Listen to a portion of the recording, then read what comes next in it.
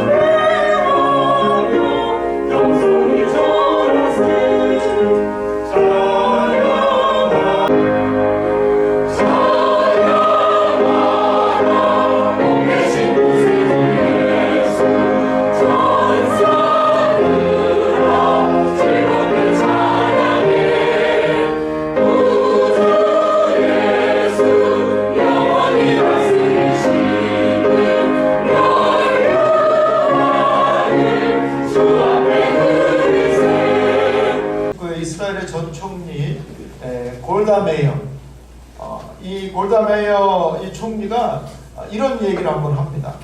우리 이스라엘인이 모세에 대해서 불만이 좀 있다. 왜 하필 기왕이면 젖과 꿀이 흐르는 게 아니라 석유가 흐르는 땅으로 우리를 인도하셨으면 얼마나 좋았을까. 그러면서 농담 반 진담 반 이런 골다 메이어 수상이 한번 이런 이야기를 한 적이 있습니다. 우리가 신명기서 지난번에 1장하고 2장을 보면요, 하나님께서 모세와 이스라엘 백성들에게 세일산을 떠나서 북쪽으로 행군하라고 명령하십니다. 이 세일산은 가데스 바네아보다 좀 북쪽에 있는, 그쪽보다 좀 북쪽에 있는 지역이 바로 이제 세일산이죠. 세일산맥, 여러 가지 굉장히 험한 이 산맥처럼 되어 있는 것이 세일산 주변입니다. 그곳을 떠나 북쪽으로 행군하라. 그런데 에서의 땅, 에돔이죠. 에돔 지역, 그쪽은 침범하지도 말고 피해도 주지 말고 조용히 지나가라고 명령을 하십니다. 여러분, 에서는 누굽니까? 이삭의 쌍둥이 아들 중 장자가 된, 야곱이 그 동생이 된. 그래서 에서의 후손인 에돔은 건들지 말라. 그리고 그 땅은 내가 그들에게 기업으로 준 땅이니라. 그래서 하나님께서 이스라엘 백성들이 이제 북쪽으로 쭉 행군을 하는데, 여러분 200만 명 이상이 쭉 행군하면 무시무시한 거 아니겠습니까? 공포 그 자체죠. 근데 에돔은 건들지 마라. 또 뿐만 아니라 모압 족속 역시 충돌을 피하라고 하나님께서 말씀하시죠. 모압은 누구의 후손이죠? 네, 그렇죠. 롯 자손의 후손들입니다. 롯은 아브라함의 조카 아닙니까? 알만한 처지이고 또한 그들의 땅 역시 하나님께서 그들에게 기업으로 주셨으니 그들과 충돌하지 말라는 것입니다. 그래서 이스라엘 백성은요, 지금 이 요르단 지역을 북쪽으로 길게 관통하고 셀로강을 건너서 헤스본 왕 시온을 치고, 전쟁을 벌여서 헤스본 왕 시온을 치고 그 땅을 차지하게 됩니다. 그리고 이어서 바산 왕 옥을 물리쳐. 이 바산은 굉장히 더 북쪽이에요. 저쪽 북쪽 암만 지역, 그쪽이 이제는 바산 지역입니다. 그래서 이 바산까지 그들이 치고 올라가는 거예요. 거의 그 레바논까지 치고 들어가고 지금 그 시리아 지역까지 치고 올라갑니다. 그리고 아까도 말씀드렸듯이 이 헬몬산이 나오는데 이스라엘의 영산이, 우리나라의 백두산 같은 곳이 바로 이 헬몬산입니다. 그래서 헬몬산도 제가 한번 가봤는데 2,850m예요. 그리고 입구부터 얼마나 숲이 우거지고 맑은 물이 흐르는지 이스라엘에게 있어서는 정말 젖줄 그 자체입니다. 그래서 어쨌든 이스라엘 백성이 그 북쪽까지 치고 올라갔다라는 거. 그리고 그 야복 강가, 야곱이 건넜던 야복 강까지 진출해서 이 북쪽은 므낫세 지파, 그리고 이 사해 건너편 지역은 갓 지파, 또 그 남쪽 바로 이 암몬과 모압 이 경계까지는 루벤 지파가 그 땅을 차지하게 됩니다. 가만히 보면요, 지금의 그 요르단 땅을 이미 3,500년 전에 이스라엘 백성들이 정복하고 그들의 땅으로 만들었습니다. 그래서 제가 늘 말씀드리는 것처럼 이스라엘 백성은 하나님이 말씀하신 또 주시고자 한 그 땅을 이제 차근차근 정복하고 그들의 옛 본토를 회복하게 됩니다. 한 10년 전만 해도 미국 신문에 나오는 이 만화, 사파, 만평을 보면은 아까도 말씀드린 것처럼 왜 하필 모세는 이스라엘 백성을 석유 한 방울도 안 나오는 곳으로 데려왔는지 불평하고 조롱하는 그 내용들의 사파들이 꽤 많이 있었습니다. 왜냐하면 석유 때문에 이스라엘이 참 힘들어 했거든요. 주변 국가들은 다 석유가 나오는데 자기들은 석유가 안 나오고 석유는 필요하잖아요. 근데 주변 국가들이 이스라엘에게 석유를 팔겠어요? 굉장히 석유가 비싼, 석유 때문에 이 고통을 많이 당한 나라가 이스라엘인데, 러시아하고 우크라이나 전쟁을 하면서 이 러시아의 무기 중에 하나가 뭡니까? 가장 강력한 무기가 유럽의 가스관을 끊겠다, 석유를 안 주겠다, 좀 위협하고, 실질적으로 여러분 그 유럽, 독일 이런데 이 가스와 석유병이 어마어마하게 올랐지 않습니까? 이번 겨울 곧 얼마 남지 않았는데 이 유럽이 굉장히 큰 걱정과 근심을 하고 있었죠. 말 그대로 유럽 모든 국가들이 궁지에 몰렸는데, 근데 이스라엘이 유럽에 필요한 석유와 가스를 공급하겠다 라고 하는 계약이 5월 달에 이미 체결이 됐습니다. 그래서 유럽의 나토 국가들은 마음 놓고 우크라이나를 지원할 수 있게 되죠. 러시아 보고 끊으려면 끊어라. 석유와 가스를 공급받을 바로 그것을 이미 정해놨다. 거기가 어디예요? 이스라엘. 아니 석유 한 방울 나오지 않는 나라였는데 이제 이스라엘이 유럽의 석유를 공급하겠다라는 거예요. 여러분 잘 들으세요. 우리 신명기 33장에 보면요, 모세가 120살 나이로 죽기 전에 12지파들에 대한 축복의 내용이 나옵니다. 축복의 내용. 근데 거기에 석유가 나온다는 내용이 2차례 언급되어 있어요. 2차례. 그래서 이 말을, 이 신명기서 33장을 말 그대로 믿은 사람이 있었어요. 1984년에 러시아에서 이 이스라엘로 이주해온 러시아 출신 주의식에서 유대인 토비아 루스킨이라고, 이 사람은 지구 물리학자입니다. 지질학자고, 그래서 여러 석유 시추 회사를 경험한 사람이 이 토비아 루스킨이에요. 근데 이 루스킨이 분명히 어디에 있을 텐데, 이 땅에 석유 한 방울 안 나오는 이 땅, 그래서 아까 말씀드렸듯이 이스라엘 총리조차도 우리는 모세에게 불평이 많이 있습니다. 기아니면 젖과 꿀이 흐르는 땅이 아니라 석유가 흐르는 땅으로 인도하지 모세는 왜 그랬는지 이런 말이 나올 정도로 이 이스라엘은 석유 한 방울 나오지 않는.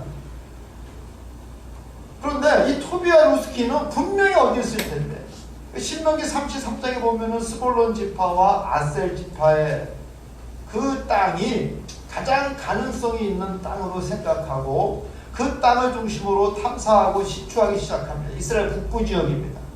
근데 드디어 2004년부터 석유를 발견하고 그리고 석유와 가스를 그들이 채취하게 되는데 여러분 천연가스 같은 경우는 러시아보다 매장량이 더 많대요. 석유도 어마어마하게 많고. 그래서 로이터 통신에 따르면 이스라엘은 지금 현재 매장량이 거의 8천억 입방미터로 확인하고 있고 요즘은 한 300억 입방미터의 가스를 퍼내고 있습니다. 대단하지 않습니까? 석유 우리나라도 좀 그랬으면 좋겠어요. 석유 한 방울 안 나는 나라에. 근데 신명기서 33장 19절 18절을 보면요 이런 말씀이 있어요. 스불론에 대하여 일러스되 스불론이요 그들이 백성들을 불러 산에 이르게 하고 거기서 의로운 제사를 드릴 것이며 바다의 풍부한 것과 모래에 감추어진 보배를 흡수하리로다. 그래서 바다의 풍부한 것과 모래에 감추어진 보배가 과연 무엇이냐. 그래서 토비아 루스키는 이거 석유다 확실한 거예요. 스불론 지파의 땅을 뒤지기 시작한 거고 그리고 24절에 보면은 아셀에 대하여 일렀으되 아셀은 아들들 중 더 복을 받으며 그의 형제에게 기쁨이 되며 그의 발이 기름에 잠길지어다. 기름에 잠길지어다. 근데 여러분 세번역 성경에 보면요 세번역 성경을 보면 33장 24절에 그 발이 기름에 잠길지어다. 어떻게 번역을 해놨냐면은 기름이 아니라 올리브 오일, 올리브 기름이라고 번역을 해놨어요. 명백한 잘못된 번역입니다. 저는 이걸 보고 깜짝 놀랐어요. 자, 여러분 아주 확실하고 단순하게 말씀을 믿는 게 중요해요. 이타 저타 자기의 생각을 개입을 하면 돼요? 안 돼요? 안 되는 거예요. 근데 1993년 새 번역을 번역할 때에 1993년도 저도 이 성경 읽다가 보면은 어려운 거 보면은 새 번역을 지금도 찾아봅니다. 비교해서 보는데 근데 거기 어떤 결정적인 오류가 있냐면은 1993년도에 한국 사람들은 이스라엘은 절대로 석유가 안 날 것이라고 단정을 합니다. 인간적으로. 거기는 아무리 중동 땅이지만 희한하게 그들도 모세를 원망하고 불평하고 조롱할 정도로 그 땅은 석유가 안 난다라고 단정을 하고 그들의 발이 오일에 잠길 것이다. 아셀 지파에 대해서. 이것은 오일, 석유가 아니야. 그 땅에 흔한 무슨 기름이요? 올리브 기름이라고 번역을 한 거예요. 올리브 기름. 근데 루스키는 뭡니까? 끈질기게 하나님의 말씀을 믿고 석유 탐사를 하게 됩니다. 성경은 단순하게 믿을 필요가 있다라는 거예요. 여러분 성경은 이들에게 있어서 땅 문서요. 그리고 또 성경은 하나님께서 주신 축복의 증서입니다. 그래서 그들은 기어이 석유를 찾아내고 지금은 비공식적이지만 사우디아라비아 다음으로 석유가 그리고 가스가 가장 많이 매장되어 있는 국가로 꼽히고 있습니다. 여러분 성경 말씀을요 제대로 잘 믿으시기 바랍니다. 이리 꼬고 저리 꼬고 내 생각과 상식까지만 믿으려고 하는 것처럼 세상 큰 바보가 없더라.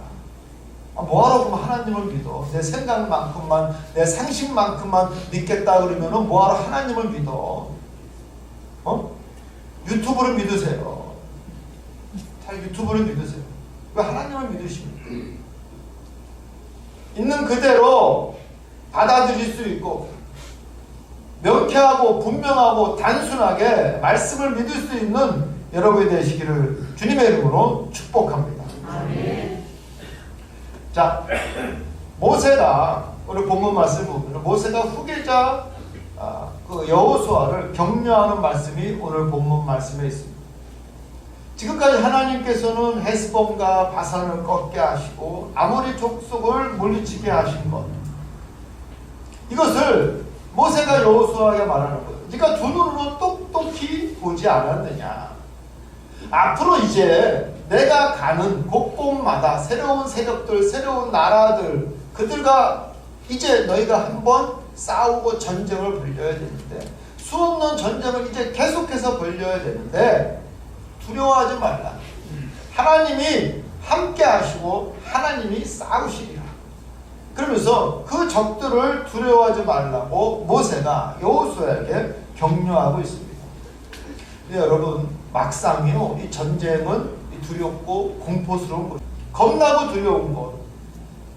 여러분, 전쟁뿐만 아니라 현실 속에서 전개되는 모든 네거티브한 아주 나쁜 문제들은 우리를 두렵게 합니다. 지금까지 하나님께서 나와 동행하시고 나를 보호하셨다라고 내가 믿어도 막상 문제가 생기면 두렵고 떨리게 됩니다. 아, 하나님이 나를 살리시고 하나님이 나를 치료하셨어 라고 내가 믿고 있지만 막상 내가 병원 가서 검사하고 그리고 그 의사의 소견을 듣거나 진단서를 받아볼 때 어떻게 돼요? 떨리게 되는 거예요. 누구나 다 그렇습니다. 하나님이 나를 살리셨다라고 믿지만 여러분, 의사 앞에서 내 검사 마지막 그 진단을 듣게 될 때 어떻게 두렵고 떨려. 그 전에 밥도 못 먹는 분들이 계시더라고. 힘들어요. 어려운 거예요. 건강 문제뿐만 아니라 여러분, 모든 불확실성과 이런저런 문제 다 마찬가지입니다. 현실 속에서 우리가 문제를 만날 때 두렵고 떨리는 건 마찬가지예요. 그래서 모세가 여호수아에게 말합니다. 새로운 전쟁을 만난다 할지라도 두려워하지 말라, 겁먹지 말라는 거예요. 지금까지 하나님께서 어떻게 행하셨는지, 우리를 위해 어떻게 싸워주셨는지 네가 두 눈으로 똑똑히 보지 아니하였느냐. 새로운 문제를 만난다 할지라도 겁먹지 말고 싸우라고 모세는 여호수아에게 격려하고 있습니다. 사랑하는 성도 여러분, 하나님께서 나와 함께 하신다 할지라도 우리는 나가서 싸워야 합니다. 내가 힘을 써야 합니다. 내 손에 칼을 들고 방패를 잡아야 합니다. 여러분, 가만히 있는다고 해서 다 해결되는 것이 아닙니다. 내가 눈물을 흘려야 되고 땀을 흘려야 되고 리얼 현실 속에서 내가 피를 흘려야 합니다. 많은 분들이 착각하시는 분이 있어요. 하나님이 나와 함께 하시니 나는 손가락 하나 깜짝 안 해도 다 해결해 주실 거야. 천만의 말씀 만만의 콩떡. 그렇지 않습니다. 그러니까 가만히 있으면 하나님이 다 해결해 주시고 적들을 다 물리쳐 주신다? 죄송하지만 안 그렇습니다. 그렇지 않습니다. 내 손에 칼을 들고 방패를 잡아야 합니다. 내가 눈물을 흘려야 되고 땀을 흘려야 되고 피를 흘려야 됩니다. 그러나 나 혼자 싸우는 것이 아니라 하나님이 함께 하신다는 것을 잊지 마시기 바랍니다. 여러분, 우리가 이렇게 된 현실, 우리가 택한 결과입니다. 아담과 하와가 자유의지를 택하고 하나님 말씀에 불순종하고 에덴 동산을 포기한 결과입니다. 현실 가운데 내 의지와 내 수고가 작동되는 그 세상 속에서 우리는 살아야 합니다. 우리의 선택의 결과예요. 그러나 하나님을 경외하고 하나님을 신뢰하는 백성은 하나님이 도우신다는 거예요. 우리가 리얼 현실 속에서 나가 싸울 수밖에 없지만 그것이 현실이지만 하나님의 백성은 하나님이 함께 하신다는 것입니다. 여러분, 이것이 포인트입니다. 인간의 숙명은요, 내 자유의 의지, 내 자율적인 생각, 그리고 그 결정을 택하고 또 그것에 대한 책임을 져야 하는 존재가 인간입니다. 인간이 선택한 거예요. 내 자율적인 내 선택과 내 의지, 그리고 내 선택, 또 내가 책임을 져야 하는 숙명을 가지고 있습니다. 그러나 하나님의 백성은 하나님이 동행하시고 하나님의 백성은 그들에게 힘을 더하시고 지혜를 더하시고 능력을 더하시고 복을 더하십니다. 결론은 무엇이냐? 하나님의 의지대로 살도록 우리 하나님께서 이끄신다는 것입니다. 현실은 무섭지만 두렵고 떨리지만 하나님이 함께 하시기에 반드시 승리한다라는 것을 모세는 여호수아에게 다시 한번 각인시키고 있습니다. 사랑하는 성도 여러분, 우리도 마찬가지죠. 어떤 현실 속에서도 불확실한 미래와 그리고 이러저런 문제와 어려움이 있다 할지라도 예수의 이름으로 치고 나가서 승리할 수 있는 여러분이 되시기를 주님의 이름으로 축복합니다. 25절에 보면은 구하옵나니 나를 건너가게 하사 요단 저쪽에 있는 아름다운 땅 아름다운 산과 레바논을 보게 하옵소서 하되, 여기에 대한 하나님의 응답은 무엇이죠? 냉정한 말씀을 하십니다. 냉정한 말씀. 내가 이르기를 그만해도 족하니라 이 일로 다시 내게 말하지 말라. 네 은혜가 내게 족하다라는 거예요. 다시 이 일로 내게 말하지 말라. 그러면서 26절 27절에 보면은 너는 비스가 산 꼭대기에 올라가. 이 비스가 산맥입니다. 그 가운데 봉우리 하나가 느보산이에요. 느보산. 여러분이 이 모세가 올라간 곳은 느보산인데 왜 그 비스가 산인가? 같은 산맥에 있는 산이 느보산입니다. 그곳에 올라가 눈을 들어 동서남북을 바라보고 내 눈으로 그 땅을 바라보라. 너는 이 요단강을 건너지 못할 것입니다. 하나님 허락하신 애 뭐예요? 눈으로만 담아내라요. 눈으로. 동서남북을 바라보고 내 눈으로 그 땅을 바라보라. 저는요, 이 모세의 기도를 보면서 또 하나님께서 냉정한 대답을 하신 것을 보고, 여러분, 기도의 결과까지도 우리 하나님 앞에 맡길 수 있어야 됩니다. 내가 원하는 기도, 내가 원하는 응답 받지 아니한다 할지라도 하나님의 뜻을 왜 그렇게 아니하시는지 헤아릴 수 있어야 돼요. 우스갯소리 할게요. 어떤 백수가 너무 배가 고파서 주머니를 털어봤는데 아무것도 없어. 먼지만 나오는 거야. 먼지만 나오는 거야. 전철 안에서 이렇게 보니까 어떤 소경인 맹인이 지나가는데 사람들이 불쌍하다고 1,000원, 5,000원씩 주는데 금방 수북이 쌓이는 거야, 돈이. 뭐 틀어놓고 가시잖아, 그분들 이렇게. 옛날에 카세트 테이프로 저 높은 곳을 향하여 날마 저 찬송가 소리가 들리나 그러고 그분들이 지나갔단 말이죠. 맞다, 저거다. 그래서 다음 칸에 가가지고 그래도 어렸을 때 교회 다닌 기억을 되살려서 찬송가를 부르면서 소경인 척, 맹인인 척 하면서 탁 가면서 뭐라고 이야기하면 기도하는 거. 하나님, 더도 말고 덜도 말고 저 소경처럼만 되게 하여 주시옵소서. 그랬더니 진짜 눈이 멀었대.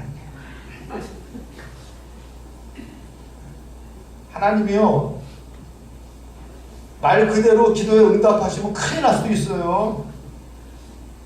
여러분 매일 해 주시옵소서 하고 막 기도하죠. 그대로 다 응답하셨다가는 여러분 큰일 날 수도 있어요. 안 해주시는 것도 은혜예요. 하나님이 다 헤아리셔서 안 해주시는 거예요. 그러나 우리가 한번 객관적으로 생각해 볼 필요는 있죠. 왜 하나님께서 모세에게 요단강을 건너지 못하게 하셨을까? 누구보다도 자격 있는 사람이 모세인데 왜 입성하지 못하게 하셨을까?